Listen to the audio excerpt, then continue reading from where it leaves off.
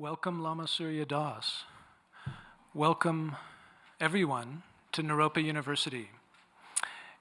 My name is Peter Grossenbacher.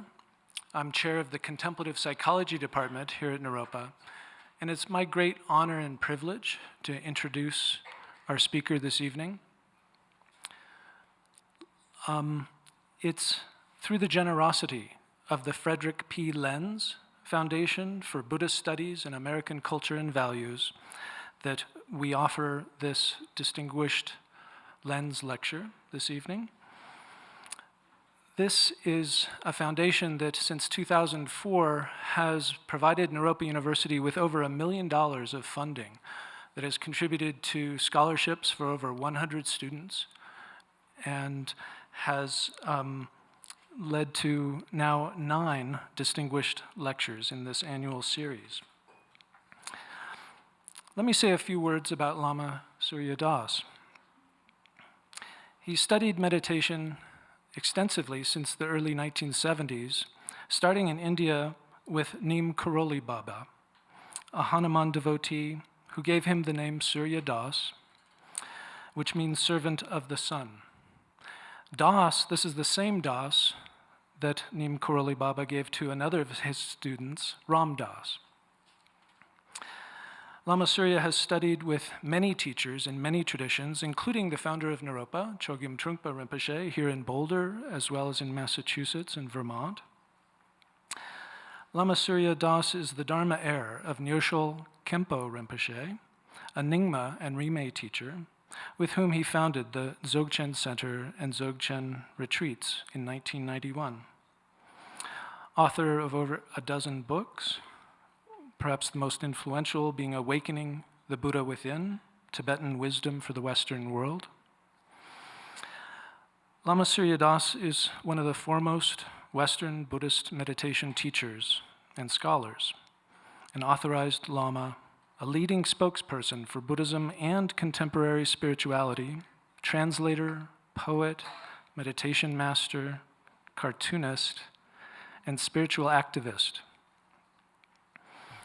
Tonight, he'll be sharing with us practices and wisdom emanating from thousands of years of teachings and through his most recent book, Make Me One with Everything, Buddhist Practices for Awakening from the Illusion of Separation.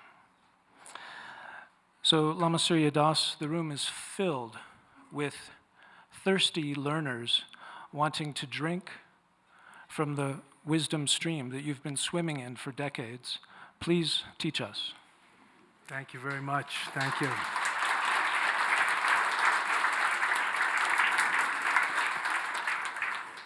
Thank you very much, Peter.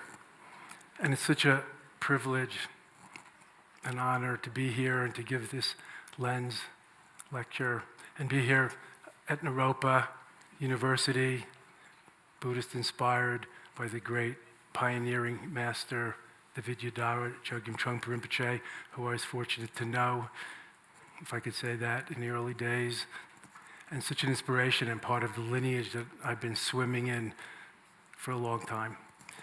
And his presence and the presence of what he embodied and represented and passed on is so present here in the Naropa Mandala, the Shambhala Mandala, Naropa, Boulder, the Rockies, and the world today, thanks to his blessings and bodhicitta, his altruistic, compassionate activity.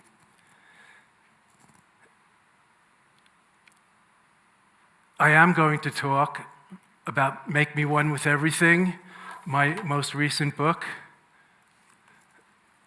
From Sounds True, Buddhist Meditations to Awaken From or to See Through the Illusion of Separateness or Separation.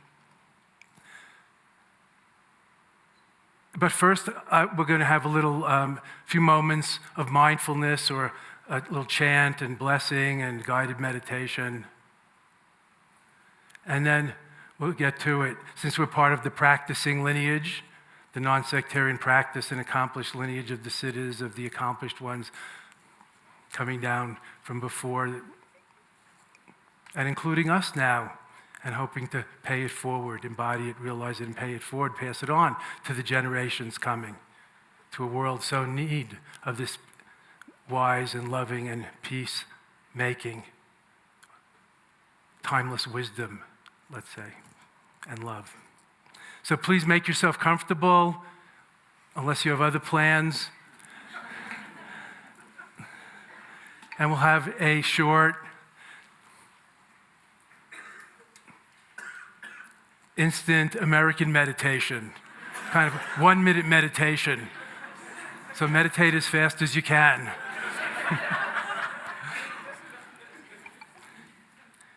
And I bow to the Buddha, the Buddha-ness, the light in each of you. Don't overlook her.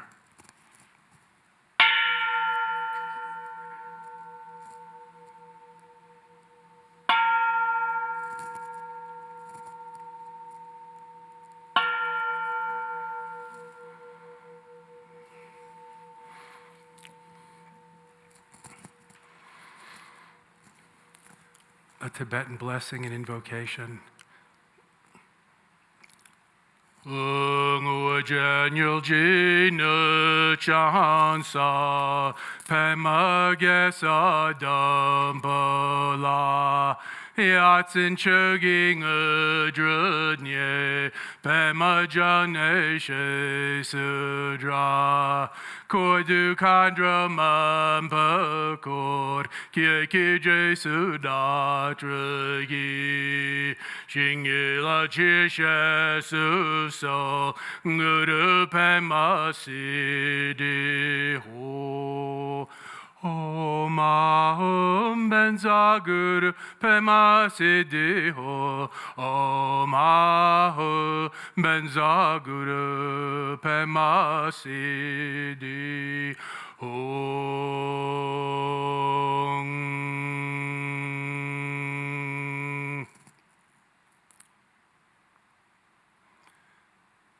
May the Buddha's blessings ever awaken and illumine our minds. May the enlightened, compassionate one's blessing and love forever unfold in our good hearts. May the inconceivable blessing of awakening, awakenfulness itself, dispel the momentary illusion we've ever been separate, incomplete, or apart. Including all in our sterling aspirations and intentions tonight. May we all together complete the spiritual journey.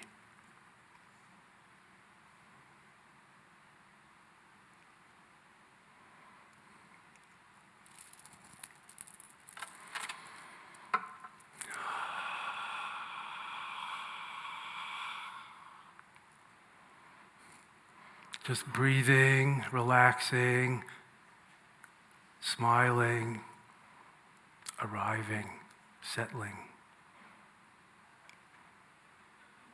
Breathe, relax, smile. Let yourself arrive. Let go of the tension of the busy day.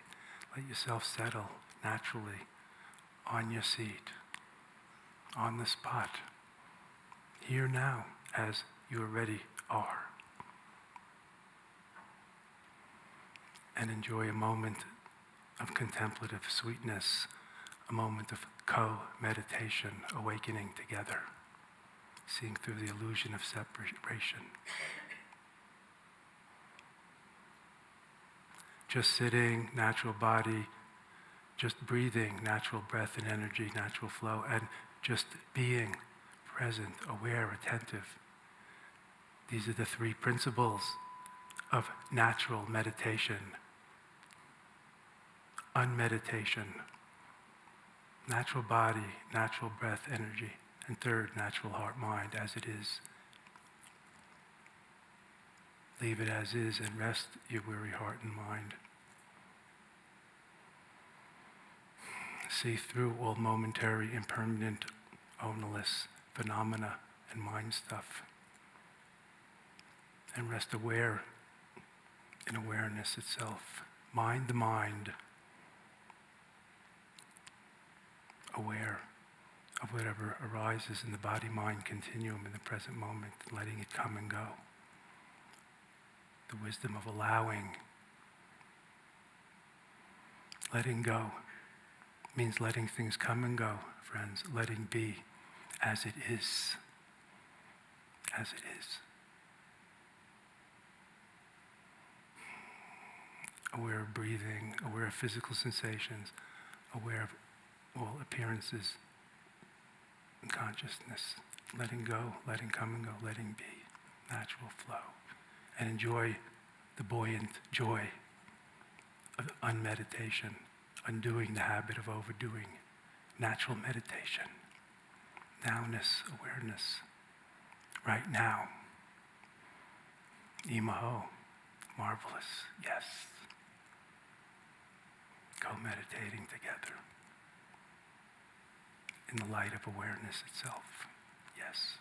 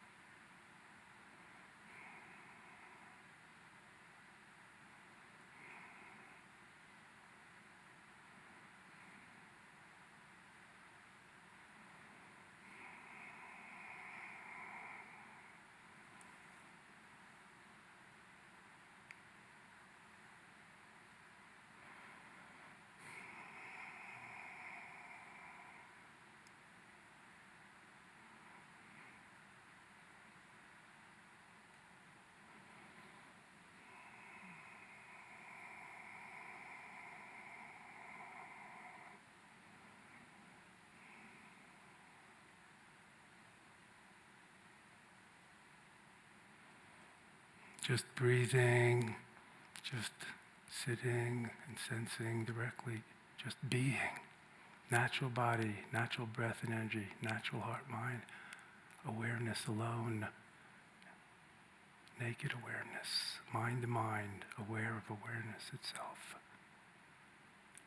Seeing through all dreamlike, momentary appearances, phenomena, and noumena, mind stuff.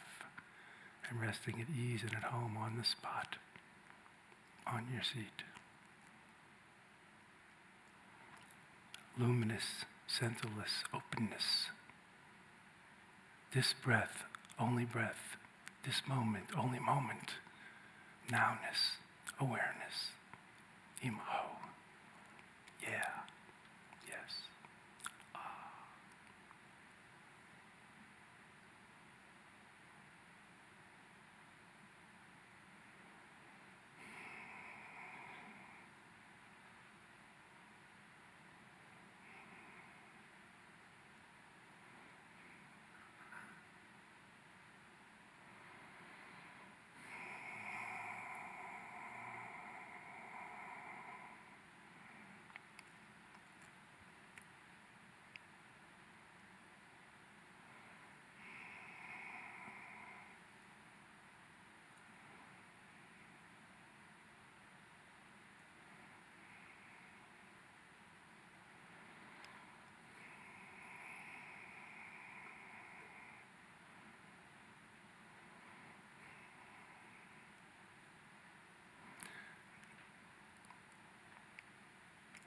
Now, beyond settling into your usual comfort pattern or holding pattern, comfort zone of meditation,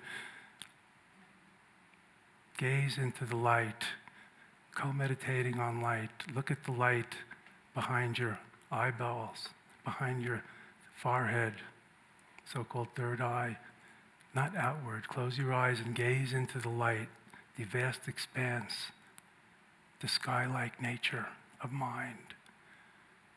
The black light, the inner iridescence or shimmering, not so dark at all, is it? The clear light, nature of mind. Look at the light, focus on the light, gaze into the light, breathe out into the light, co-meditating with light, intermeditating with luminosity, interbeing, open, lucid, radiant. Breathing out into the light, breathing in out of the light and seeing through any sense of separateness or subject and object or outer and inner, self and other.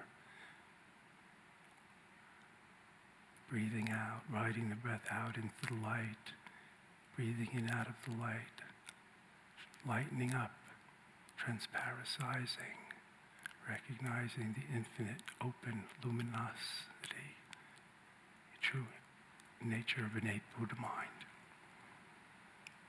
right now.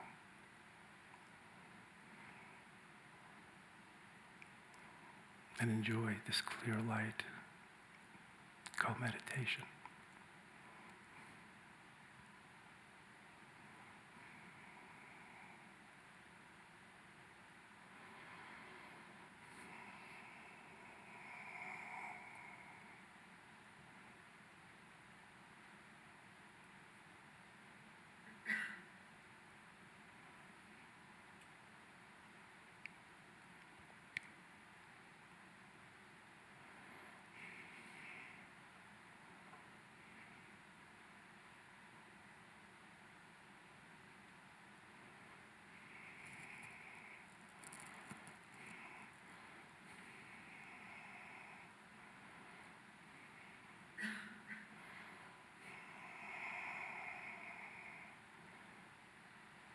Like sky gazing with your eyes closed into the vast inner expanse, the magic mirror of luminous mind nature.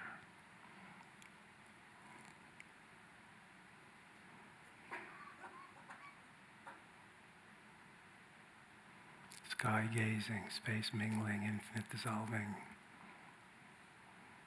transparent, translucent, transreal essence. Open and aware, Imaho.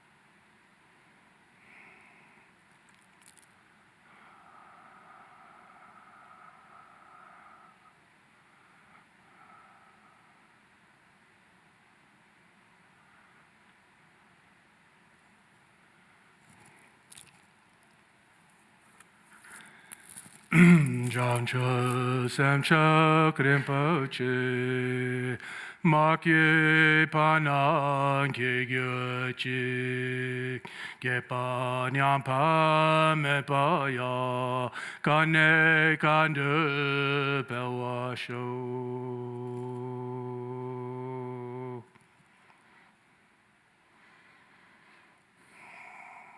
May all beings everywhere with whom we are inseparably interconnected and who want and need same as we do, may all be awakened, liberated, healed, fulfilled, and free. May there be peace and harmony in this world, outer and inner peace and harmony, and an end to war, injustice, inequality, poverty, and oppression.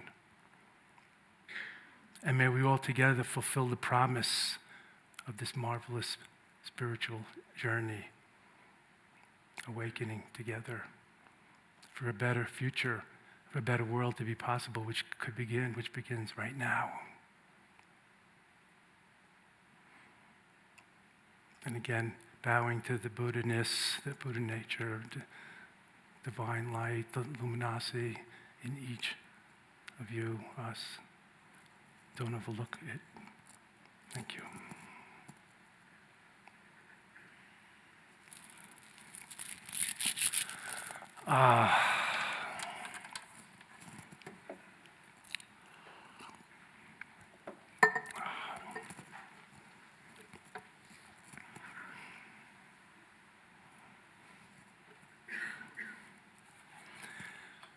So I'd love to talk about meditation and these things, but we'll get to that, and there'll be plenty of room for question and answers.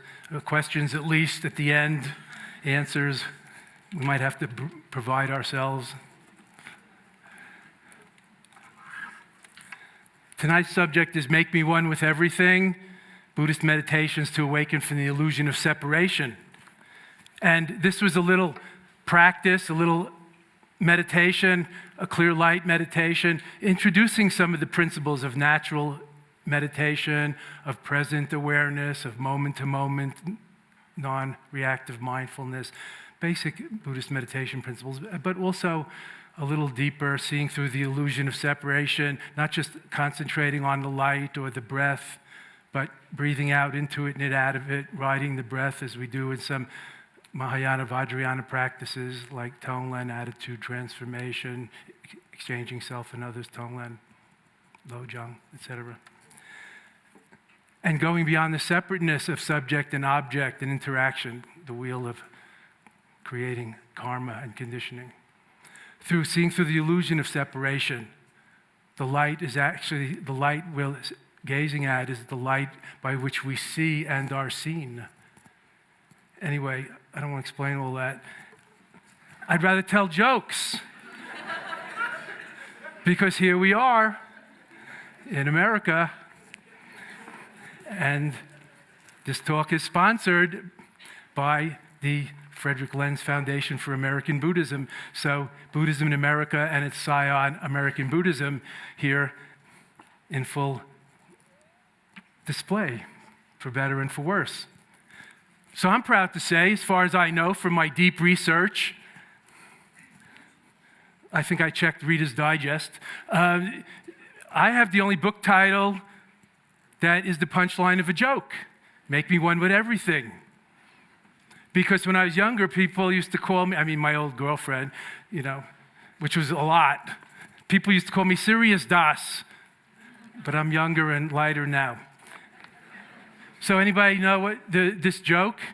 Here we have the punchline, make me one with everything.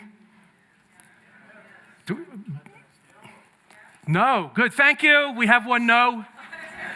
I'll make it quick. What did the Dalai Lama say to the pizza guy in the Bronx? Make me one with everything. So everybody knows that, or mostly. It was in my book, Awakening the Buddha Within, in the mid-90s. Of course, I found it on the internet. Nothing new under the sun. But so, since you can't keep telling the same jokes again and again, although we managed to, I added a few extra innings, being a sports lover. So the Dalai Lama says, make me one with everything, so the pizza guy gets into action, and he makes a pizza with all the toppings and everything, and he boxes it, and he hands it across the counter to the red and gold robed Dalai, bespectacled monk, master, abbot, saint, Dalai Lama, and the Dalai Lama hands him a 20. And then there's a pregnant pause. What's going on? Is there some misunderstanding? Could it cost more than 20? Now, maybe. Are they meditating together? What? Is it a staring contest? Anyway, the pizza guy is just there. The Dalai Lama breaks first. He gives in. He says, what? No change? Wait a minute. The pizza guy says, change must come from within. Thank you. That's not too bad for homemade.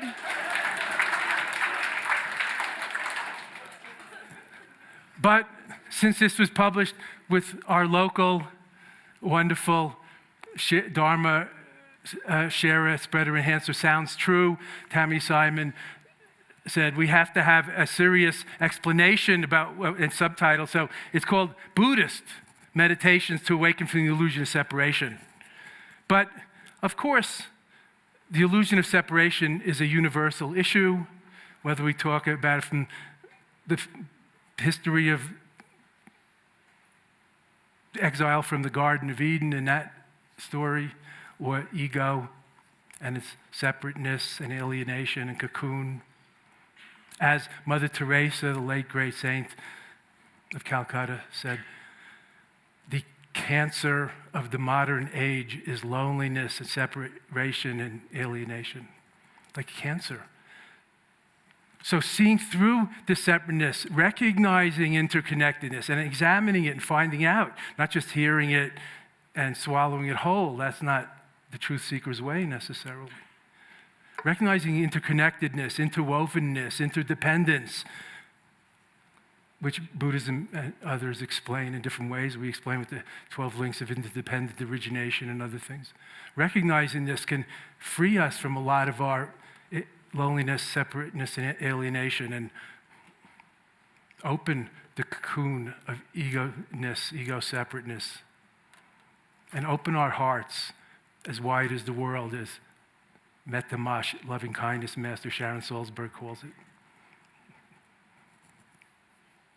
But how? Isn't how always the question? That's what I like about this path of awakening. It's very much how, a recipe, a to-do, not just to believe or to swallow whole.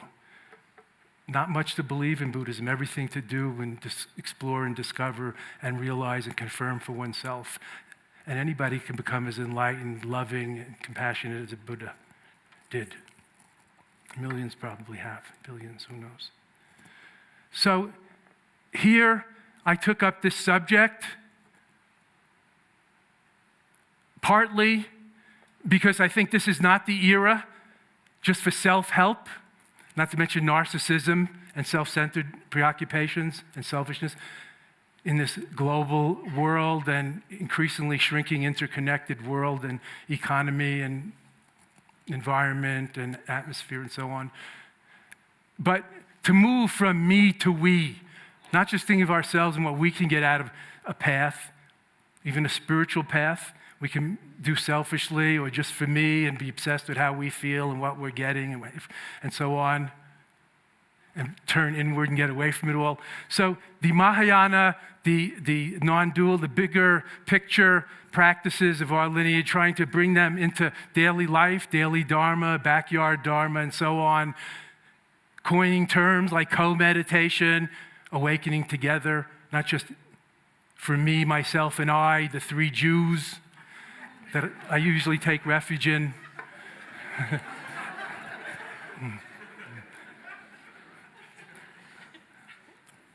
We is the new I, haven't you heard? Look at the Occupy movement, for example, and other examples today. Well, the young people, how they're doing it, not just looking up to one leader, but becoming the leaders they want to see in the world, as Gandhi advocated. We, and awakening together, the Mahayana way, the big boat, and beyond. So the entrance into oneness, or non-duality as we call it in Buddhism, into the wholeness, integrated life, beyond dualisms of self and other, mine and yours, us and them plaguing the world today. We're not going to have to go into all that. Dualisms separating heaven and earth, waiting to get there after we die, or some holy land somewhere else. In Mahayana Buddhism, we say samsara and nirvana, or worldliness and awakening or freedom, are inseparable. But still, how? How to live the awakened life? Yes, mindfulness is good, but it could need a little more than just our mind and just oneself. There is no separation, no separate self anyway. Check it out. We're all interconnected. This is not just a self-help program. There's no permanent separate self, and it can't be helped. And this is not the era for just to focus on self-growth, self-consciousness, and so on, although that's a stage, just like individuating as we grow up, when we get to like 10 or 20 or 30. Some for slow learners. But moving healthily through the stages of development, like from dependent child to independent, not codependent, independent, young, a teenager or adult, and then recognizing interdependence, not just getting stuck in the rebellious, individuated, independent stage, a puerile, a childish notion of independence but freedom too, recognizing interdependence and finding autonomy within interdependence, not just childish independence or rebelliousness, separateness. So we have practices for doing this in the different approaches of Buddhism, Tantra, as well as Hinduism and mysticism all over the world, and transpersonal psychology, no doubt, and other subjects I'm not going to go into today, although some of these are mentioned in here, of course, and in my way of teaching. And the new Neurodharma, or the interface of neuroscience and meditation practice and teachings, is bearing out what the masters, sages throughout the ages have found out and realized and known and passed on themselves about how we can affect the hormones and the brains and our consciousness and even restructure the brain, neuroplasticity and so on, with intention, with consciousness, with breath and energy work and so on. Nature and nurture, and we're not just stuck with the nature, but the gene structure of our brain. Also neuroplasticity, we can affect the structure. Very interesting how science is corroborating some or a lot, maybe not all, of the ancient timeless wisdom traditions, the perennial philosophy and so on. Anyway, so I introduced a little bit about this with the meditation, breathing out into the light and in out of it, and dissolving the separateness, getting used to that, settling into it. It's a process, it takes some practice. We learn this also in the exchanging self and others, or equalizing self and others, Tonglen, and attitude transforming practices of Mahayana and Tibetan Buddhism, the Bodhisattva path.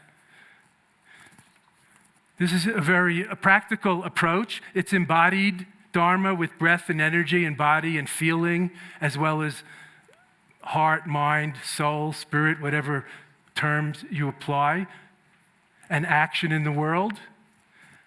No separation, really. See through the illusion between being and doing. Doing is an expression of being, not separate. Trying to do nothing is also a karmic activity and has its karmic results. Like trying to stay in bed all day, ain't doing nothing. It has its effects. So there's a lot we could say about this. That's what I'm talking about tonight. I introduced the words co-meditation and natural meditation and other things in the introductory short meditation. And the real inter-meditation or co-meditation, as my editor said, who is no dummy, Lama, what is co-meditation? Well, I can give tit for tat. I said, Senior Editor-in-Chief. No speaky English? Co-pilot? Co-author? Cooperation, etc. With, doing with, meditating with. Not alone, not getting away and separating yourself to do it, although that might be a stage in order to concentrate or learn better and focus, like going to medical school to focus intensively and then coming out into the healing world later when ready, as appropriate, and keep learning. Co-meditation, inter-meditation, interbeing, meditating with, connecting with, recognizing the connections from I to we.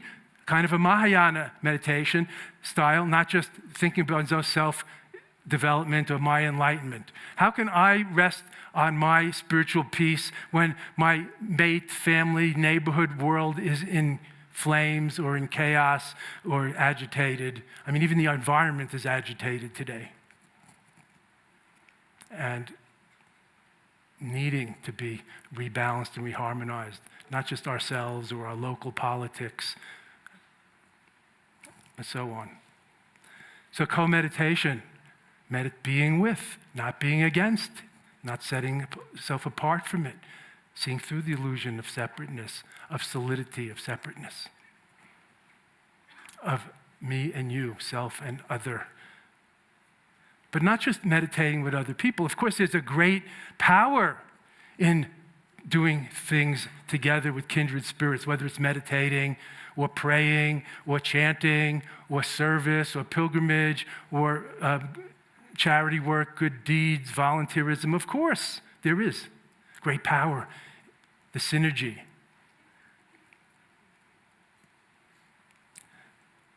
But also, how about being with oneself?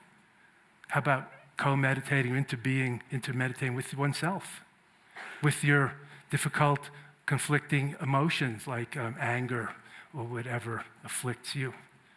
Or co-meditating, into meditating with nature, with water, my favorite element. Just being near water, natural meditation to me. I don't have to try to concentrate, just gazing, watching, flowing, the sound of the waves or the ripples or the waterfall. Maybe it works for you, or maybe you like fire, the fireplace, the bonfire, or wind can do it. Co-meditating with nature. Doesn't have to be with other people, or it can be, or it could be with a partner. And thus we get to Hindu and Buddhist Tantra. And chapter 4 of this book is all about that. I'm not going to go into Tantra today. Of course, you could ask about using the hot emotions or the flames, the flammable materials that often burn us as rocket fuel to propel us in the Vajrayana, in Tantra and mysticism.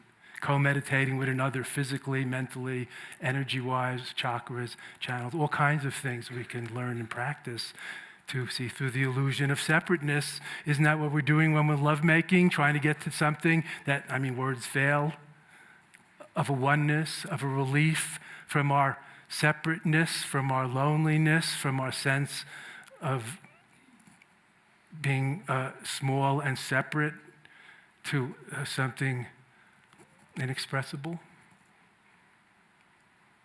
And love and devotion are said to, at the moment it dawns that the oneness of the Buddha mind naturally is dawning.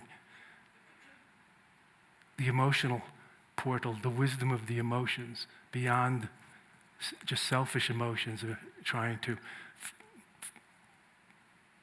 have aversion to the other or grasping at the other, but seeing through that illusion and experiencing something beyond self and other. That's Tantra, inseparability, interpenetrativeness, oneness, groundless and boundless, bliss, delight, freedom, belief, nirvanic peace. It's a kind of relief, actually, from suffering.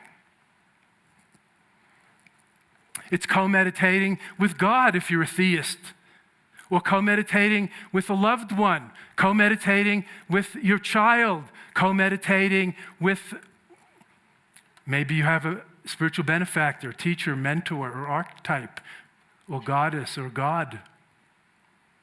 Invoking that, being with that, breathing with them, harmonizing, aligning, praying, communing. The Catholic mystics call it koinonia, which is really Greek for something like interbeing or intercommunion, transformative intercommunion or total communication, as if talking to oneself, big one, big self, not just the incessant inner monologue, so distracting and conditioned. Koinonia, transformative, non-dual communication and transformation. That's inter-meditation, co-meditation. We can do that with pets also. Maybe you don't have a belief in a higher power or a god or a goddess or, guru. People like to meditate with the Dalai Lama or their meditation teacher or their sangha, their group, their satsang. That's marvelous. It has a great power, as I said. What about like when we see the Dalai Lama, for example, just to pick on like somebody it's easy to talk to as an archetype of a inspirational spiritual leader figure? Do we just listen to him with our critical thinking, partly, and study about Buddhism or how to be kinder and compassionate and help others, partly? But from the point of view of going deeper, see through the differentiations you make between you and the Dalai Lama, like just looking at him and being with him, as my own guru used to say. He used to say, when I teach, just look at my face. His Holiness Dudjom Rinpoche used to say that. It was like a Dzogchen practice. It was so simple. Stop taking notes and studying Buddhism for a moment. Just look at my face and just be together. It was startling to us translators and scholars from the great master we wanted to learn from with our mental approach. Just connecting. That's why the Dalai Lama himself has said, you may think you're different than me, but I don't see much difference from me and you. Maybe you've heard him say that. And of course, people in the audience think he's just being humble and self-deprecating, but he doesn't really believe that. But I believe he does. And because he believes it, that's what makes him different than us. We don't believe it. We don't know it. He's got a leg and a half up on that already, or more. So co-meditating with him or his picture or whoever it is that inspires and elevates our soul, our heart, us, whatever we are. Co-meditating with the difficult emotion, I mentioned that, like anger. How about the difficult person? Anybody have any boogeymen or boogie women in your mind these days? I'm not going to mention any names to protect the guilty. Meaning you, who think that way, not just him, her, it, those, them. The difficult person, we call it in our tradition. And equalizing self and other and realizing how much that's subjective, what we like and don't like. And for one person in this room, maybe an Eskimo would feel damn hot. Another person from Ecuador, may be way too cold in here at the same temperature. One temperature, different interpretations. So this is a way to even out and gain more equanimity from being caught between the rock and the hard place, the Scylla and Charybdis of liking and disliking that runs our life, attachment and aversion, as we call it in Buddhist Dharma, based on the ignorance of separateness.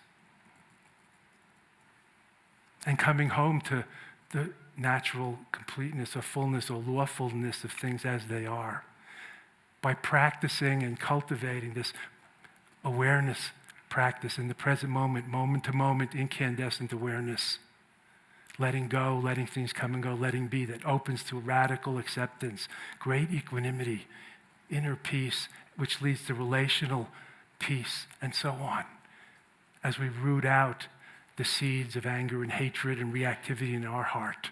Not that we don't have feelings, but we can integrate them more healthily and choose how, when, and if to respond, not just react blindly. Thus, we have mindful anger management or mindful emotion of any kind management, not just stimulus, getting familiar response. Tap the knee, get a knee-jerk reaction. Harsh words, shout back. Cut off in traffic, ram them with your Humvee. Better to notice, recognize that stimulus from outside or from inside, the anger or the lust to grab your neighbor or whatever it is. Recognize and then reflect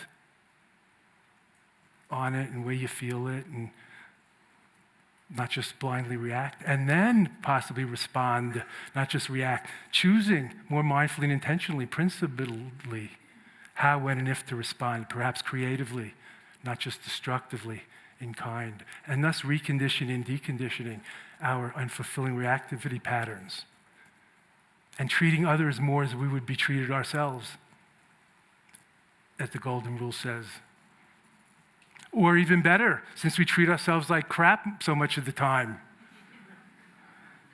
treating others as we would have them treat our beloved child or something like that.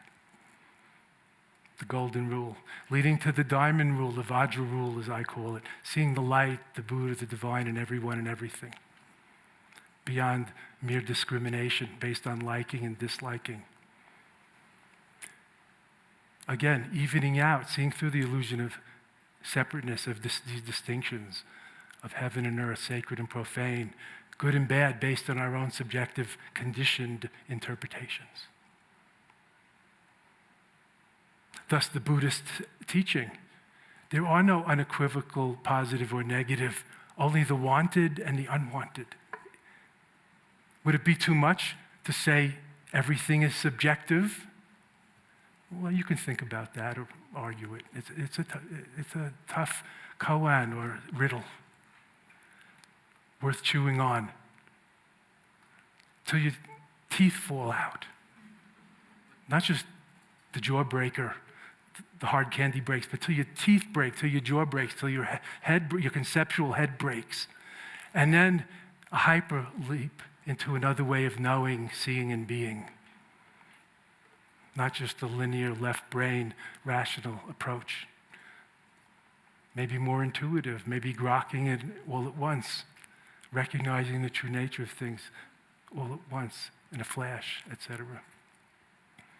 So this is how we practice co-meditation and open up more and open the cocoon of egotism, the shell, the separation, the armor of our defense mechanisms to the extent that we choose to and want to and can. It's not all or nothing. Buddha taught the middle way, by the way, not Buddhism, a way of balance and harmony, finding balance, harmony, appropriateness, not just some ism or something to believe in. So in that sense, we can always be attuned, awake, aware and aligned, what I call the 4 A's of awareness.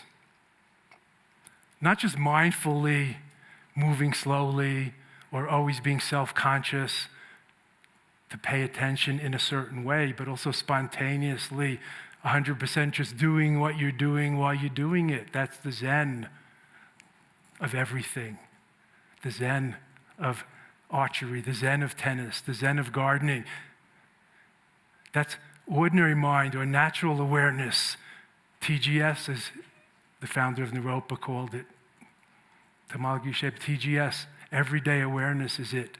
Not just our habituated, bent out of shape neurosis, but the immediacy of awareness itself, the lucidity of cognizance, the clear light of the mind, of awareness, prior to or upstream from conceptual thought and conditioning and its outflows.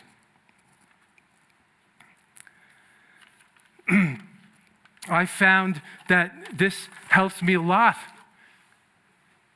to be more patient or harmonious or gentle, which was never my style growing up as a 3-sport jock in Long Island, New York.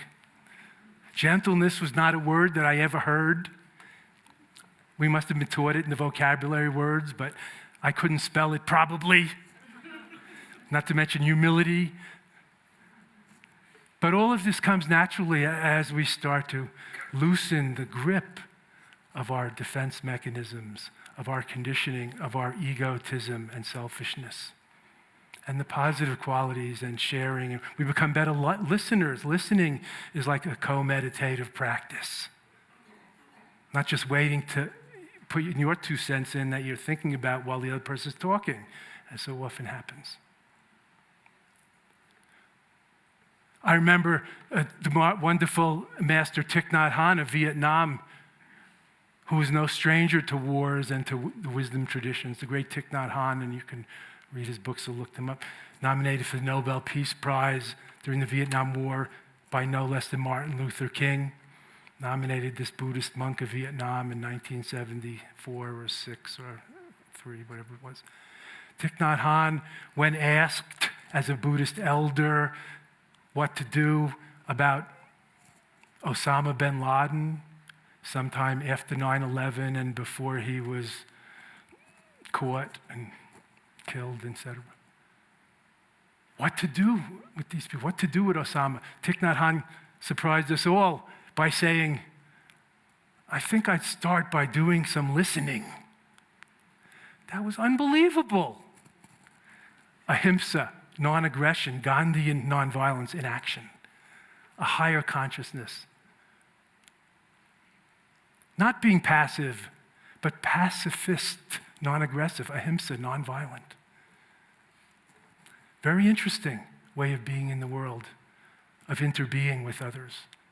Since we all want and need more or less the same things, we're more similar than different, at least the humans, but the mammals, and we could extend it to the beings. No, the little ants and insects, if you put a match down, they run away. They don't want to be harmed. It hurts, or whatever. They die.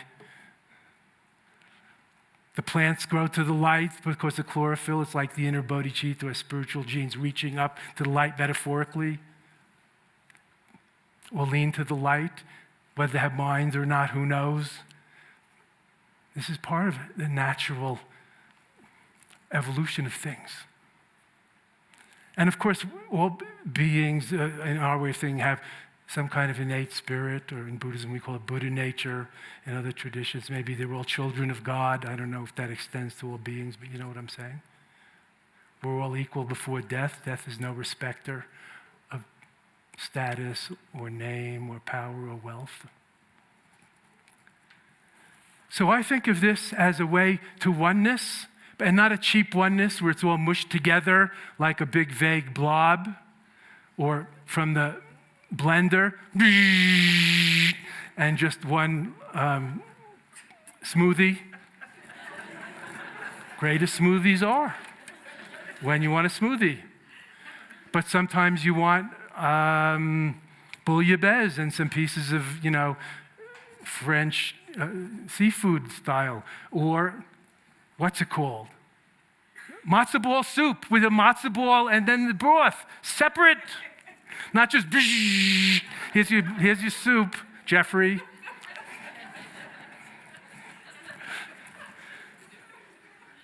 So unity in multiplicity, diversity, but also seeing the oneness at the same time, not contradictory. Again, inseparability.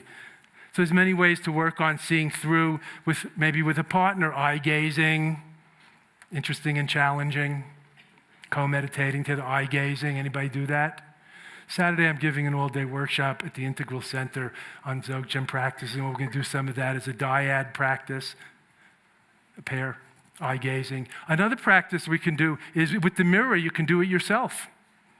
Eye gazing. You might surprise yourself. Get to know yourself better. That's an important part of this kind of path of awakening and awareness. Seeing through the separateness or the inner conflicts or your feeling of being out of touch with yourself. Coming home to yourself.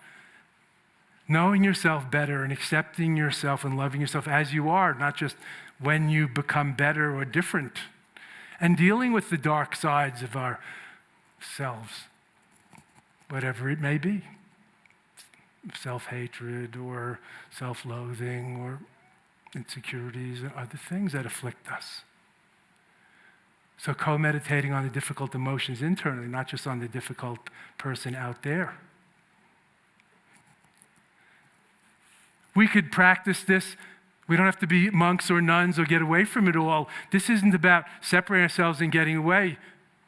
This is even about getting into it, not getting out of it for spiritual, rationalized reasons. Getting into it, releasing our tight sphincter, opening the aperture, and having a bigger embrace or gaze or whatever you want to say, interpenetrativeness, being more intimate with everything. Everything, not just a lover or your pet or family. Widening the circles of embrace and inclusiveness and empathy and compassion. Maybe it could be up with our pet. I'm a dog person. Cats? Not really. My partner's into cats, that's fine. Everybody's entitled to be on the other side of the aisle for some crazy reason. Dog person, maybe meditating with your pet is the best part of the day. When he, she, or it, is lying there or kneeling with you, and you're, let's say, sitting or whatever your position is, and they're lying there so happy just to be with you, or you look into their eyes. Like with my dog, she's gone now. Bow wow to me, and make me feel like I want to be the man, the godlike being she thinks I am. I mean, because who gives the food? But petitation, additation to anything, and you get credit, you get merits, you get good karma, almost. Be discerning. The oldest Japanese Zen master, authentic Zen master in the Western countries, he recently died at 102 or 104. I don't know. Who can count that high? Not me. Joshu Sasaki Roshi of LA Zen Center, well-known master, Leonard Cohen, Zen master, etc. We love Leonard Cohen too. A Dharma brother and wonderful artist. Sasaki Roshi said, hugging is Americans' nowness meditation. How brilliant is that? It's like a practice of presencing. Not just air kisses, going to the next one, on the line. Hugging. I know you think I'm freewheeling here. I am. But it's in the book. If it's written down, it must be true, True facts, alternative facts, other kind of facts, who knows? Just like in Buddhism, we have the absolute ultimate truth, but we also have the relative and conventional truth, and probably others. It could be confusing. But you put it together eventually, it comes home. Hugging, the great American nowness meditation, spoken in his great broken English. That's what he said. This isn't somebody's loose translation. Then we have science. Our modern religion and the high priests of science have done research on this. And they tell us, you can read about this. Google it. We used to have gurus. One of my friends said, my congregants used to ask me the rabbi questions. Now they just ask Rabbi Google. Scientists have found that the best hug time, kind of the optimal hug time, is 8 seconds. Dissenters say 11 seconds. That's a little long for me. But some of my friends like it. Anybody ever hug Ram Dass or Krishna Das? Any of the devotional bhaktis? The Das brothers? Great huggers. And the scientists have found that after 5 or 6 seconds of hugging, the happy hormones flow, which could be tested, and I'm really not a brain scientist. That's my brother's bag at Johns Hopkins. The dopamine and the endorphins, and there's less of the stress hormone cortisol, and more of the happy hormones that the brain releases. So there's actually scientific validity to this hugging practice, this opening our heart, this nowness, presencing practice. That's good for our bodies and souls, not just makes us happy or feel good. So I recommend it. The Zen master recommended it, hugging, the American nowness meditation. By the way, there's less hugging in Japan, just so you get the picture. Like we might shake hands, they bow, they're not touching as much, and we have a lot more of the hugging, although they're very loving too. I'm not saying that. Hugging, a great co-meditation. The master said it. The great American nowness meditation. In other words, just opening our minds to the distinction between meditation and non-meditational life, sacred and profane. It's not just how long we might sit and meditate or pray or say prayers, how many mantras or prayers or bows or donations and good deeds we do. It's not just quantity, as you know, you're all sophisticated, intelligent people here. Quality, not quantity. Quality of attention, not just sitting in the pew and dozing or thinking about the shopping channel. And you're not really in the pew, you're shopping. Not just sitting on the meditation cushion. Anybody do this kind of bowing practice? You know, after a while. Especially if you close your eyes or you're in a dim, warm room. Then you look at your watch and you see you still have 28 minutes to go in class, you know, in this required class that you've made up for yourself. I'm going to sit for 30 minutes, 50 minutes. Back to dozing. That ain't meditation. Might as well get up and refresh yourself, start again, or take a walk, or do something to revivify the corpse of wakefulness, like prayer, devotional, breathing, something to revivify the corpse of wakefulness that's sitting there and dozing. You know, when you die, you fall over. It's not good. Bowing. When you fall asleep, you... We're not getting paid by the minute, friends.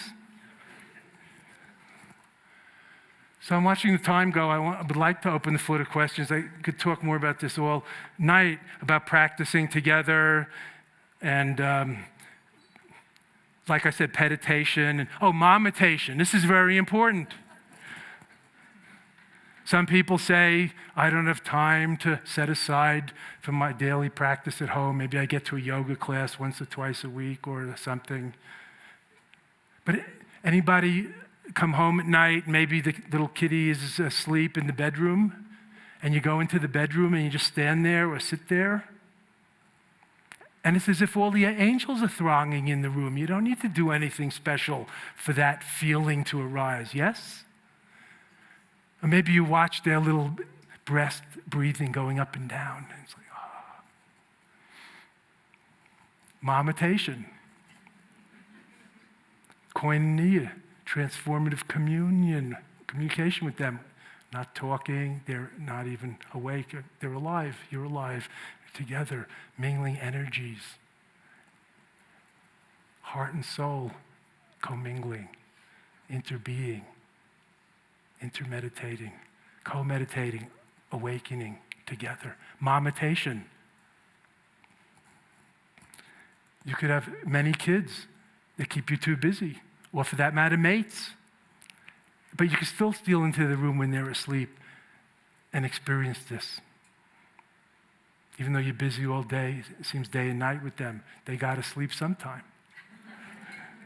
And you have to sleep too, but these minutes of koinonia or transformative communication, connection, inform the rest of the day. They're worth more than a couple minutes of sleep, I believe. And then you get your sleep too. Maybe a couple minutes less, but much more soul-nourished and heart-full life.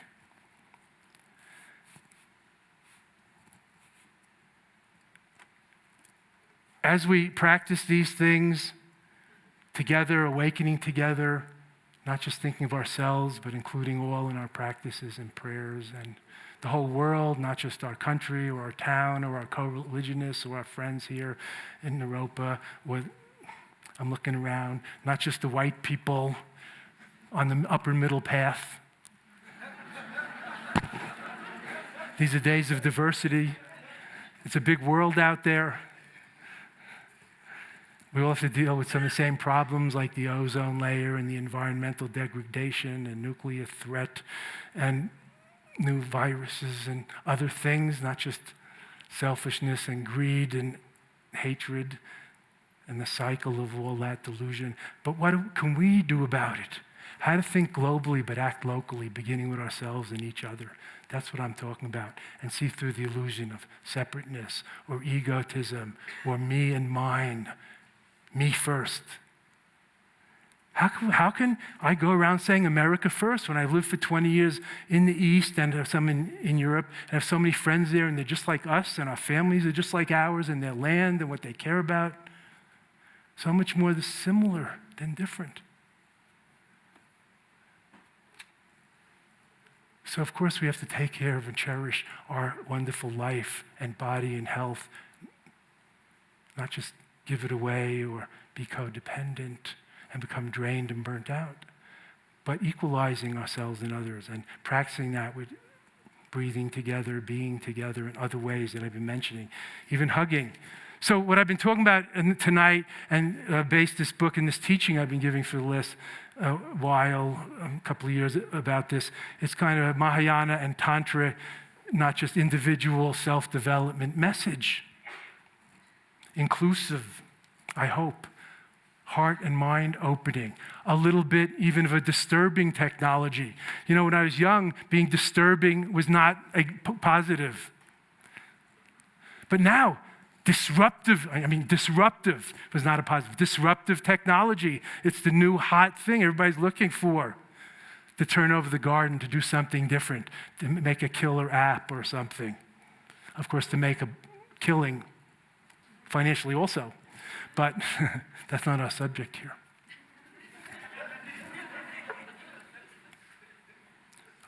Dharma is a disruptive technology to awaken us from the dreamlike illusion and suffering at the hands of our illusions, seeking for love in all the wrong places, trying to get what we think will make us happy or better, and get rid of what we think will harm or hurt us based on the illusion of separateness and not knowing clearly, not wisely discerning and discriminating cause and effect and so on, chasing happiness and cultivating sorrow, like with addictive substances is a good example.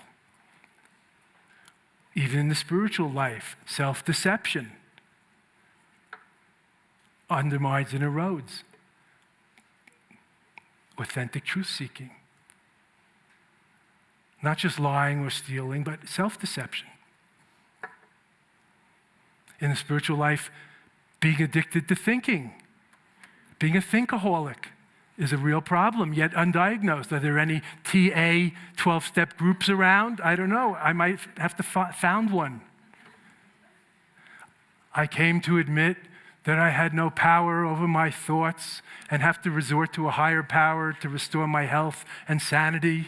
That's exactly the first step, or maybe it's 2 of the 12 steps from Alcoholics Anonymous, a brilliant American homemade Dharma, helping us undo our addictive conditioning and destructive habits and reducing suffering. So thinkaholism, believing too much in our own thoughts and not experiencing other ways of knowing, seeing, and being. Not trying to get rid of thinking, but mindfulness of thoughts as they come up in our consciousness is meditation. Not just being lost in thoughts. Mindfulness of sounds, not putting in earplugs. If we try not to think, if we put in earplugs, if we try to numb out entirely so we can meditate, what are we doing? We're becoming like a stump in the forest. I mean, if a stump is alone in the forest, does it get enlightened? It's an ancient question. I don't know. It stumped this chump. Okay, sorry, that's the last joke for tonight, unless we have some good talk about going further into this mergitation, convergitation, the we-ditation, not just the me, the we-ditation, not just the me-ditation of meditation, and so on. Everything can and must be part of it because it's all is interconnected and part of it anyway. And make the slightest distinction and the gap widens, the inner gap, the outer gap, the moat widens. The problems get deeper and so on. So I found that this awakening together or co-meditation is a great way of practicing and balancing my solitary, noble silence, disciplined, monastic retreat meditation background, or rigorous kind of study or rational philosophy, kind of working things out background, and very heart-opening and softening and permeable making. And I hate to say this, I might even feel a little more vulnerable once a year or something like that, not just strong or something. But it's up to you to think about it and whether you like it, use it or not. Any questions or sharing here? I could talk all night, but I like to open the floor to that and talk more directly together and explore these questions. Can we have a little more light? It's hard to see people, although we do have mics up here for you to come up to, I believe.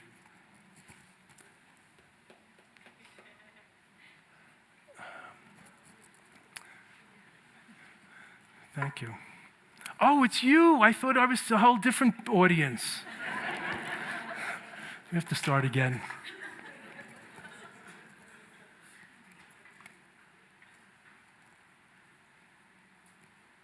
Hi. I appreciate you. Thank you. You too. When you spoke about Tantra in the beginning, my being enlivened when you were talking about the non-separation between, and you just said the word vulnerability, and I think that's a lot of part of it. The aversion, pushing away in relationships, the attraction that we experience with wanting, that all of the things that come up in relationship. But then that oneness of being, how do we get beyond our self-consciousness, the wall, all of those things in order to really be with somebody? That was the first question that I had. Just like this. We look into it, we seek, we try to discern or go deeper. Maybe we talk about it with others or, study it. There's a lot of ways to study, not just books, like opening the book of nature or of embodiment, maybe dance or movement is part of it, or sex or music or other things that move you, not just heady study.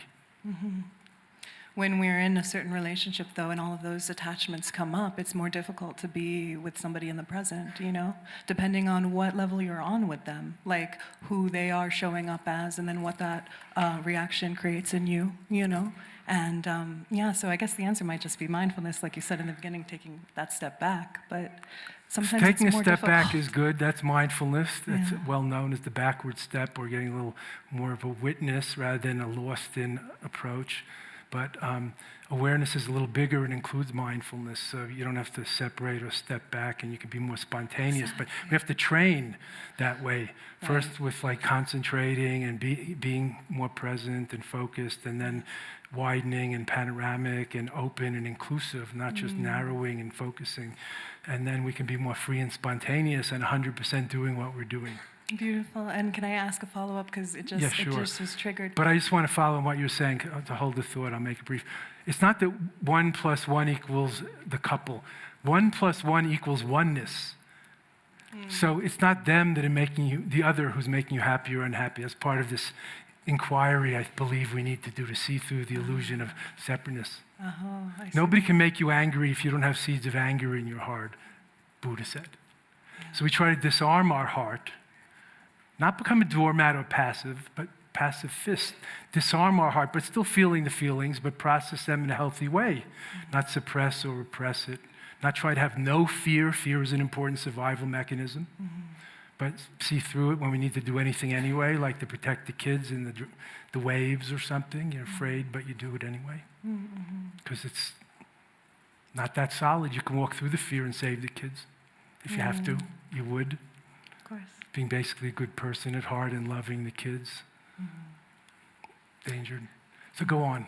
Our generosity of being able to be with the world as a we versus, no matter what vibration, there are so many vibrations, in this world. And how do we open ourselves to be compassionate in the face of something that will, if we're not strong enough, like my capacity for compassion in the face of a vibration that might take my center away is limited. I have limits there. So how am I able to embrace everything and not be thrown off center by that? That's a good question, and we all have some form of this probably, a big part of our journey. I think we have to do it gradually and step by step. My teacher always used to say, you can get used to anything. And then we wondered what he had in store for us next, what Herculean task. But it sort of became true. And we could do, if you want to say do, a lot more than any of us thought or believed. And that's like the empowerment or the blessing of having a spiritual benefactor. But a parent's the same. You're scared to death of getting on the bicycle without the training wheels at first. But they hold it and they run with you, and little mishaps occur. But eventually, almost everybody learns to ride the bike or swim. You know how afraid you are at first when they hold you up in the water, and other things in life.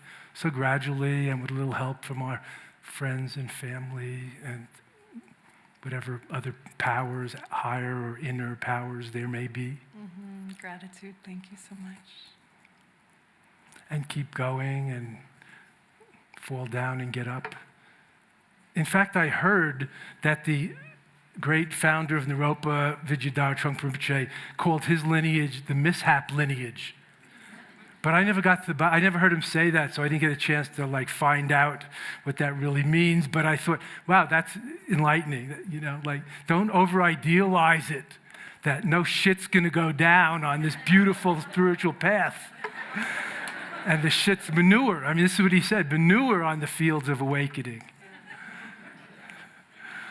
Fertilizer, not just sickening or, disease-causing shit. Questions, please.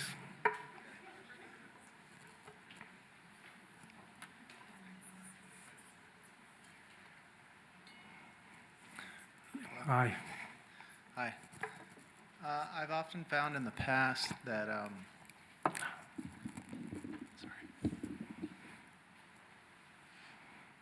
as you call it, co-meditation out in nature. Could you please share an experience of how you feel it is to when it's kind of going right for you?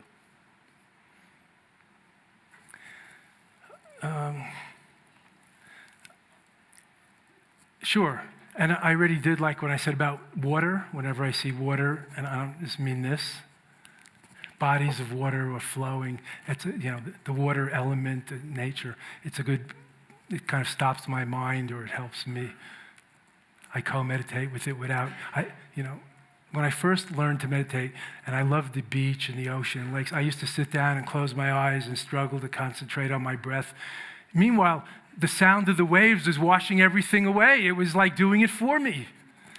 When I opened to that, instead of separating myself to try to meditate, it was washing everything away, the wind, the sound, the openness, the repetition, the white sound, So and it's kind of self-authenticating. You know when it's working, like love. You have to find out and grow up through the different stages of crushes and puppy love and infatuation and lust, and then know when you're in love or not in love, where you get some help from your, sibling or friend, and then so you look into it and be very candid with yourself. But maybe you're asking about how you know when it's going well with another person. Is that what you're asking? I'm talking about being with whatever is. And knowing and finding what's conducive for you to be that trusting or open or permeable or just present without defense mechanisms necessarily. Not vigilant because you're just on a safe place and it's happening by itself. You don't have to do anything. You can relax profoundly and still be aware, not sleep. Yeah, I really just wanted to hear a personal example of yours, so thank you. Water does it for me. Some people, it could be music or beauty or the sunset or the wind, a bonfire, a hearth, different elements. The earth element, like a huge mountain, and you realize how small your daily worries and preoccupations are. Not that we're just a meaningless cog in the wheel, but it's a perspectivizer or shifter. It's a disruptive moment to get us out of our habitual preoccupations and worries. Or the Grand Canyon, and you don't drop into it, but your jaw drops. The vastness and the time element, how long it must have taken for water to wear that gigantic gorge. How many, aeons, not just centuries. And that's a moment that of authentic presence, of beingness. That's not just concentrating gradually until you can be concentrated temporarily till you lose it. That's a real moment of timeless now, aware, non-conceptual. Thank you. So finding what's conducive to that is one of the main principles of what I call natural meditation, which isn't so much about nature, but what does it for you? Maybe walking your dog in the morning is the best part of your day. Maybe that's it. Or yoga, or dancing, or your art, and when the muse is flowing through you and you're not thinking about the product or the marketplace or the critics, it's just flowing.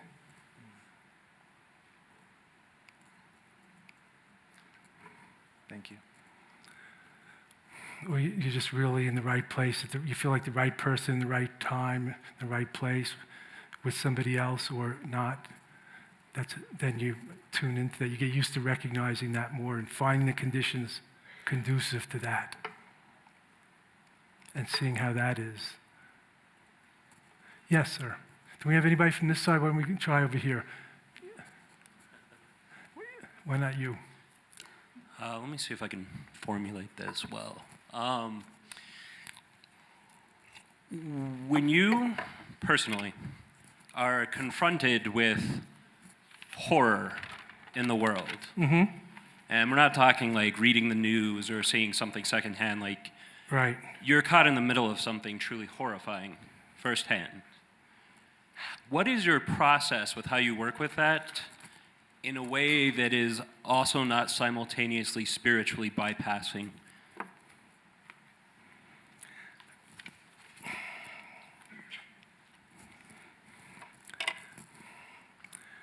Well, there's plenty of horror in the world, and it's horrifying. And I lived in refugee camps and saw all kinds of things. And in the third world, or as I call it, the fourth world in some places, with the homeless children on the street and other horrible, just heartbreaking things. And so, yes, it broke my heart. And I was used to trying to feel less or get away from it in some way.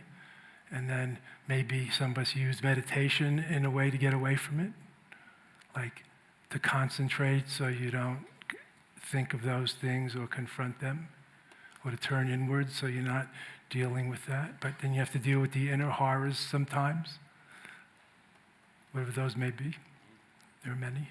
The inner demons, or whatever you call them, the dark side of the psyche, it's the shadow side. And then it took decades, I think, to start to get used to the idea that this is still very subjective and discriminating. I'm not saying it's not horrific, but I didn't have to avoid the feelings.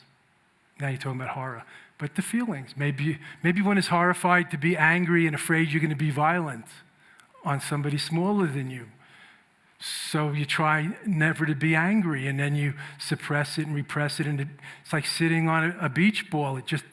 The energy, the pressure has to bulge out in some other way, goes into your other organs, or some other habit, like overeating or overthinking or over something. So starting to feel the feelings more and being with them, like I'm talking about co-meditating with the horror or the anger. And it doesn't keep one from entering into helpfulness or trying to redress the imbalances or right the wrongs or social conscious-based activism. It doesn't keep you from doing that. But it can help clarify your intention and motivation so you're not just reactive. You can be more responsive and proactive and principled and not just try to help the poor people and stir up the dust. Like missionaries shoving the truth down people's throats. Going to Tibet, trying to convert the Dalai Lama. Not finding out where the Dalai Lama and the Panchen Lama were at. You know what I'm saying? Yeah.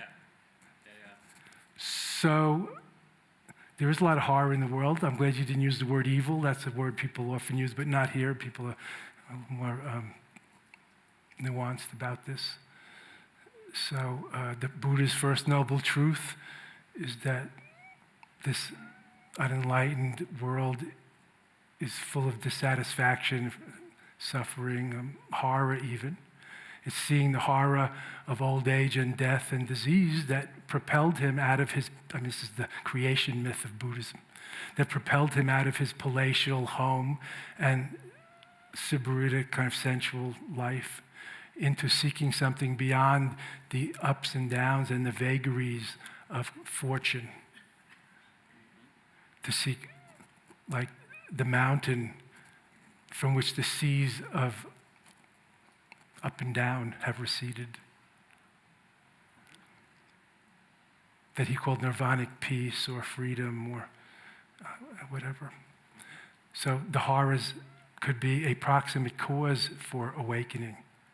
Just like pain, we don't wish pain on anyone, but pain and suffering are not the same. How much one suffers from the pain is very much up to you, not all consciously, some subconsciously. Like if you have a headache, you might worry about it and tense around it and give yourself a migraine, and somebody else might respond differently, maybe with an analgesic or a relaxation exercise, or just not give themselves a migraine by worrying about, by recognizing this too shall pass. And you see? So pain and suffering are not necessarily the same, but like the inner irritant makes the pearl inside the oyster.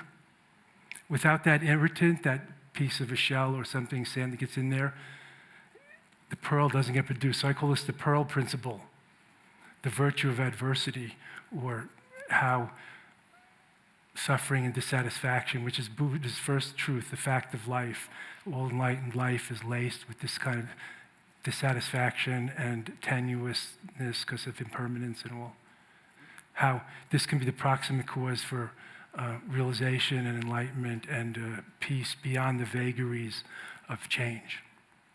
So we might feel pain. Even Buddha was said to have a headache one day, but not suffer so much from it as the average schnook.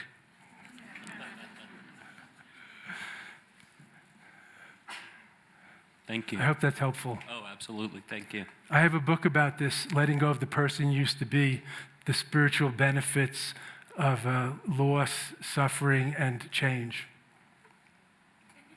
And practices about it in there. All of my books are like workbooks about how to deal with things. Yes, sir. Hello, thank you.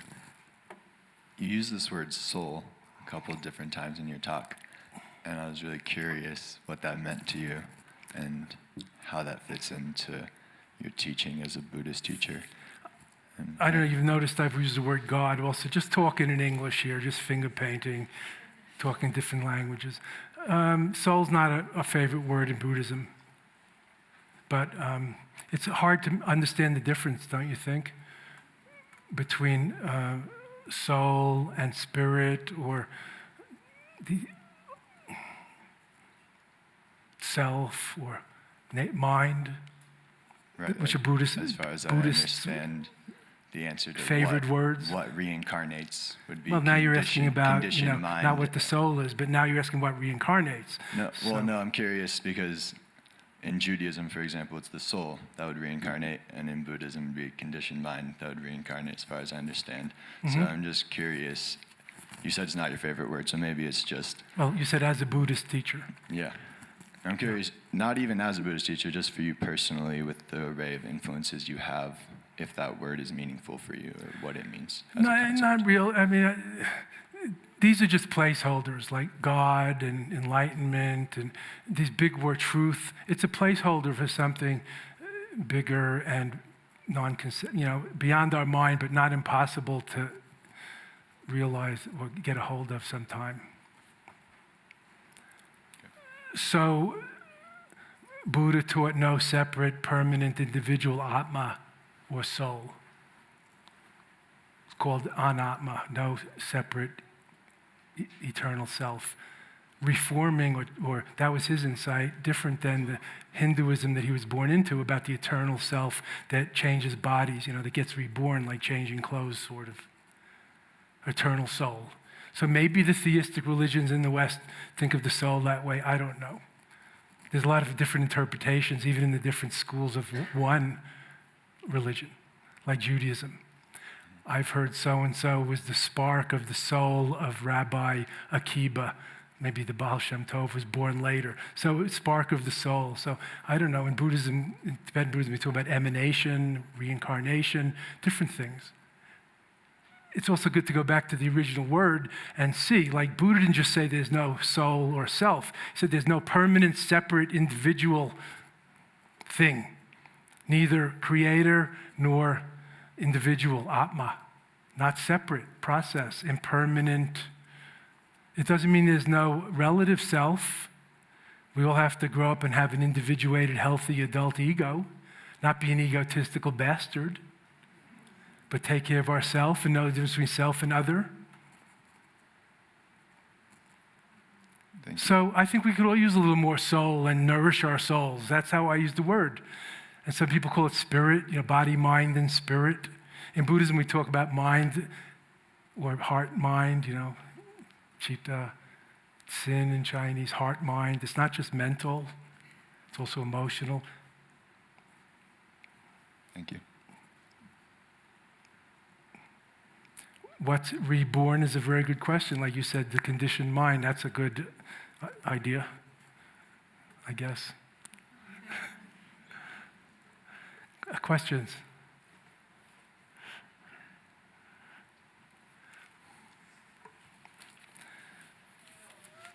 Yes, ma'am. Thank you. Hi. Can you talk about activism and it feels like a very important time to do that, and I don't make time for it, or it's, not a pleasant thing to lean into. And then there's the theory that Activism's not a pleasant thing to lean into, or the things- misery that we're trying to the be horror- active on. The horror. And then there's the theory that if you're doing your co-meditation or your energy work or your therapy work or that's helpful and contributing. But, I don't think I would want to look back and say, I wasn't sending postcards. But it's still not easy to do or not. What does sending postcards mean? You mean just superficially expressing yourself in the world, or what? No, I wasn't sending postcards. political campaigns. That, Yeah, right. right. Well, what Buddha taught about the middle way is a touchstone for me. So not all or nothing, not just alone, not just with others, some of both. Different people have personalities also. Some like more alone, some with others. That's fine. Sometimes being, sometimes doing, different parts of your life, different people's way, different talents, different times and needs. So finding your way and your voice, and some work from the outside in, doing good deeds and serving and parenting and being an informed voter and a good community citizen, and those kind of what Buddha calls like the virtues and bodhisattva, altruism and bodhicitta in action. And others work from the inside out more, like praying and meditating and trying to find truth, being a seeker and a practitioner and awakening yourselves in order to awaken the world. But mostly is some balance of both, wouldn't you say, for all of us? And so finding your own balance, one's own balance is the challenge. So spiritual activism is like spiritual-based social activism from conscience, trying to help relieve the suffering of others, which includes oneself, of all, and the world and the environment. Like the bodhisattva, the spiritual warrior or awakener or altruist, or trying to be the yeast that leavens the whole loaf together, the yeast that rises the whole loaf together. The bodhisattva vow, the intention, altruistic intention to relieve universal suffering and help be helpful rather than harmful, and be an awakener, not a confuser, be a light, not a blight on the landscape. The Bodhisattva model or code is a great thing to look into, I think, in bodhicitta, absolute and relative. Very interesting. Thank you. Mary and Martha, perhaps, in Christianity. One serves and one believes. It's a very interesting dichotomy, just like doing and being in ourselves. So some are more contemplative and some are more engaged, or at different times of your life. If you're a parent, you're probably with a bunch of family responsibilities and all, that's a time for group practice. And when you're, practice community work and so on, service. And when you're a student or when you're maybe elder, after that phase, maybe you have more solitude or you have other ways of giving or connecting or sharing, more contemplative ways.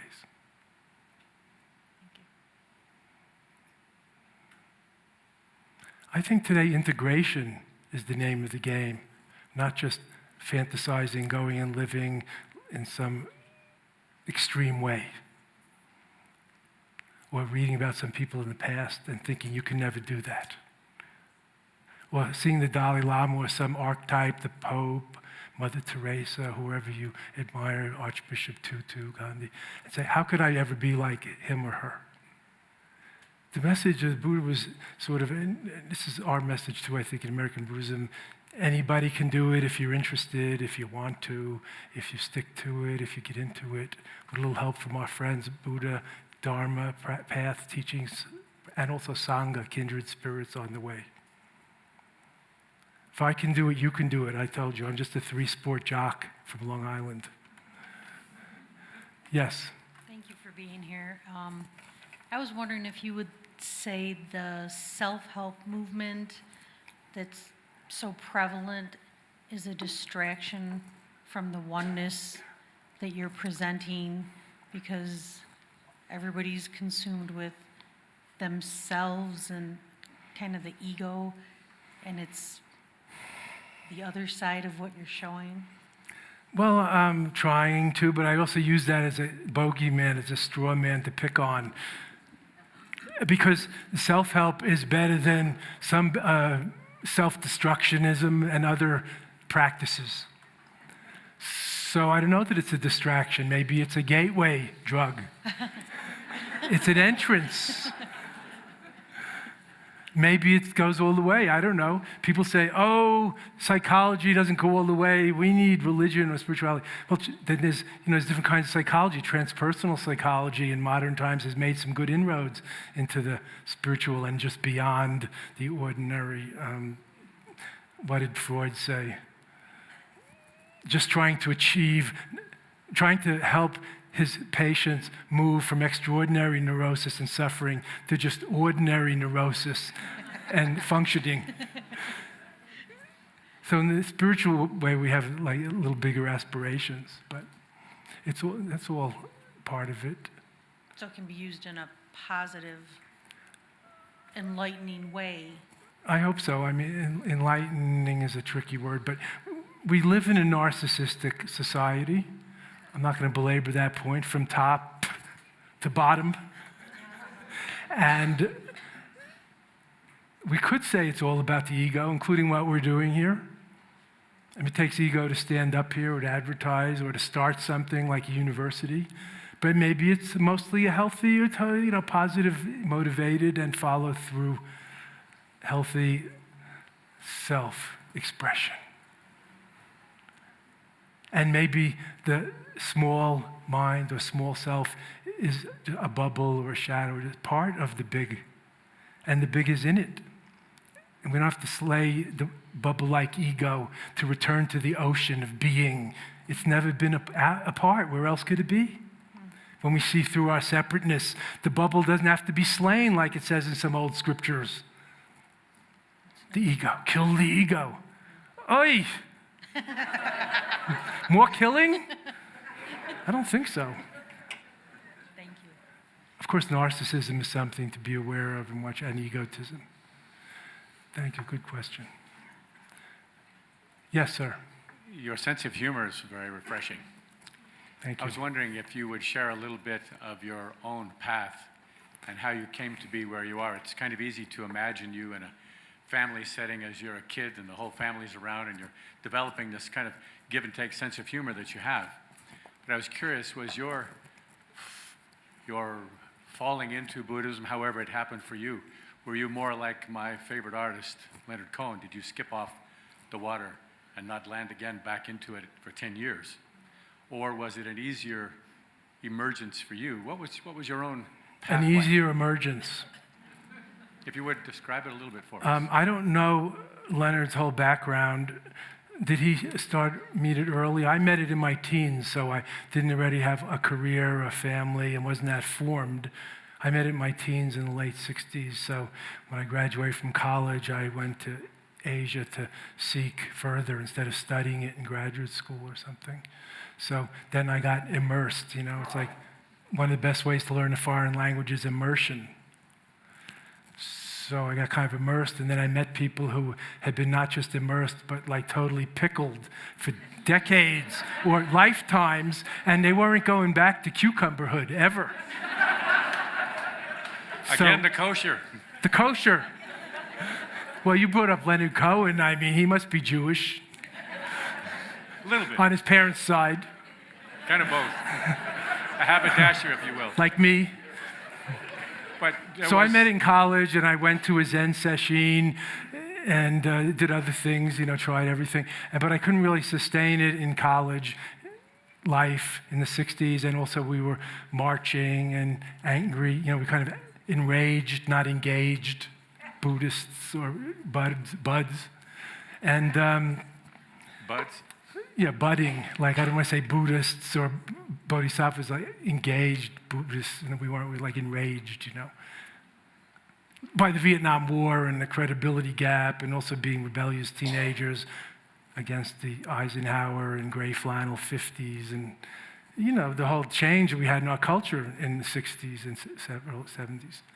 So that affected me a lot, and so I left. Some people left the country to avoid the draft. I got a good number, so I didn't get drafted, but so I went seeking it.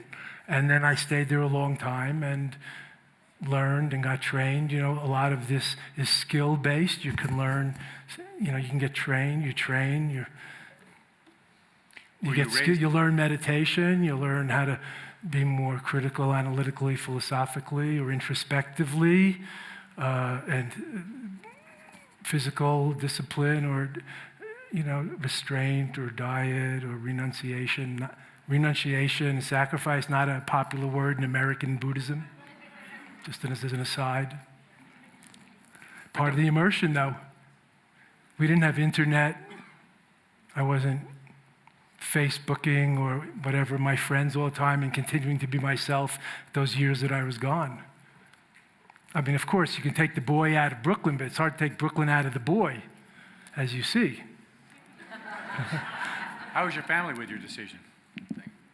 Excuse me? How was your family with your decision? Oh, Did freaked out, of course. Did you leave Judah? I was the oldest kid, the oldest son, the oldest of the cousins. They had big plans for me, like to be a neurosurgeon or, big plans.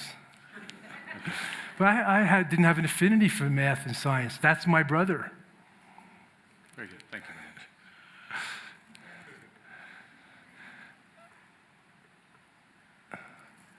As my mother, the late Joyce Miller of Long Island, really of Brooklyn, used to say, since you have my family, first they were going to try to do anything to get me back after a few years, to come back to America, disown me or, anything. But eventually they came and visited me when I was in Japan for a year, and they saw how I was doing and what I was doing, and it helped a lot. But as as my late mother used to say, after a few decades with the eye roll, you can get used to anything.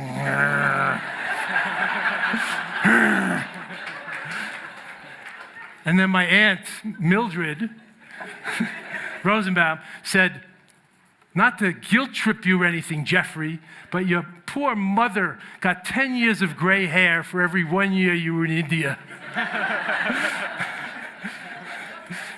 But don't feel guilty. So a few thoughts about the family unit. There are some stories.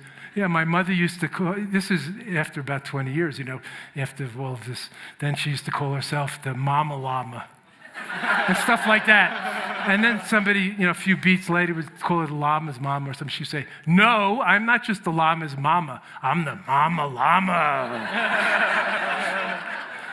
So I got some sense of humor from her, I guess. And it's a lineage. She studied French and Spanish with a guy named, damn, it just went out of my head, who became, in Brooklyn High School, who became a Catskill comedian of some note. What was his name? Damn, what just went out of my head? Really? He was a high school teacher in her high school. So I guess she got it from him, etc. in life. Yes, sir. Hi. You talked about repressing the anger and how that's not good for you, but Or repressing any emotions or emotions. feelings. How would you suggest, though, then, what would be the better way to deal with it? Great I question. guess. Regulating. Regular? All right. So just, letting it out, but not, Regulating. Dealing with it. Not just suppressing or repressing so the energy goes somewhere else and makes you sick or unbalanced, or, volcanic rage comes out once a year instead of a tiny hiss every day. All right. But as I said before, that's why there's mindful anger management, where you try to notice in the moment the feeling come up so you recognize it, or even Joseph Goldstein, the first patriarch of Buddhism in America, the mindfulness pioneer Joseph Goldstein of Insight Center in Massachusetts. He says even naming it, noting, he calls it, noting its anger helps you a little distance yourself from the blind reaction of hitting back, shouting back, reacting angrily. All right. So noticing, recognizing, and then reflecting or reframing or whatever, paying attention or feeling where it is in your body so it's not just focused at the other causing it. And then more choicefully responding as needed then or later. Okay. So that's regulating, healthily integrating the difficult emotions. Not repressing, suppressing, stuffing it down, and just building up the volcanic pressure, and then rage comes out destructively maybe once in a while. Thank you. Okay? You think about that, please. Mindfulness is a great tool for this, to help us be more present and live a principled life instead of just blindly reacting like animals in the wilderness. Any other questions or sharing as we get toward the end of our evening? We have time for one more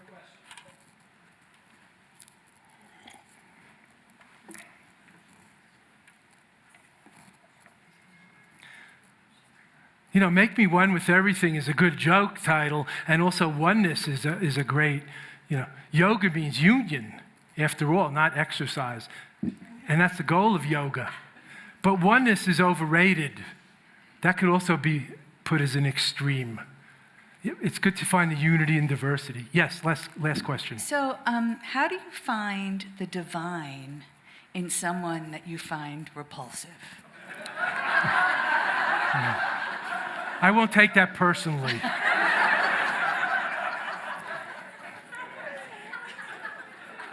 I try to see through that reaction. And everything is so subjective or conditioned. Repulsive to who? To the United States of America. You see? I was thinking repulsive to my clan, imprinting. Oh, that color. Or something. So, we're not children anymore. We can be aware of these voices that's like a cacophonous kindergarten in our head, and be like the kindergarten teacher, not just be shouting back or just joining in the mob frenzy. The mob frenzy. The mentality of the mob. All our thoughts start, piling up in that reaction. what does repulsive mean? Half the country, if you're thinking about this country and voting, Yes. didn't find it repulsive to pull that Chad or lever or whatever it was. It's an old story. Yeah. But I've mentioned equalizing self and other and working with the difficult person or the unwanted feeling or experience. So I think that's how. Or you can put their picture on your altar, your night table, along with the beloveds, and try to see really, if they really are repulsive, if the other ones need to be put up on a pedestal and that one needs to be put down or worse, or if that's just some kind of little confusion or, like outdated, anachronistic way of dealing with things that you don't want, as if you're in control and as if you really know what's best in the bigger picture. So I try to step back and have a little perspective and think about the bigger picture and the implications, not just that one thing. Sometimes you jump out of the frying pan into the fire that way. It's still really hard. It's hard. We're all stressed and feeling it, but I don't know if it's worse than ever. There's some hard things in life, and there's been some hard eras and depressions and wars and plagues and, lots of hard things in our own life. Is it harder than losing your child? They say losing a child is like losing your world.